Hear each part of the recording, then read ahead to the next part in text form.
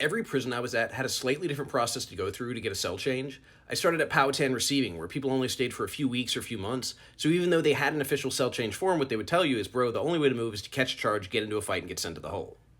Then they sent me to Nottoway Correctional Center, which back then was level 4, which meant probably half the yard was lifers or people with numerical life, which meant they didn't technically have a life sentence, but they were not going to get out in this lifetime.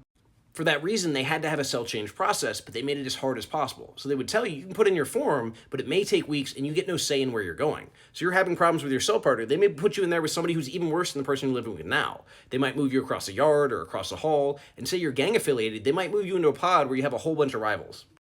Then I got sent to Buckingham Correctional Center, which was a level 3-4, but they had a much more realistic approach because they realized if these guys are incompatible and we can just switch them with somebody who's compatible, we can avoid a whole lot of trouble. Now we don't have to respond to fights or stabbings or all the drama that comes out of this. It's actually easier to do the work on the front end than allow the problem to happen and then do the work on the back end, have to take them to the hold and charge.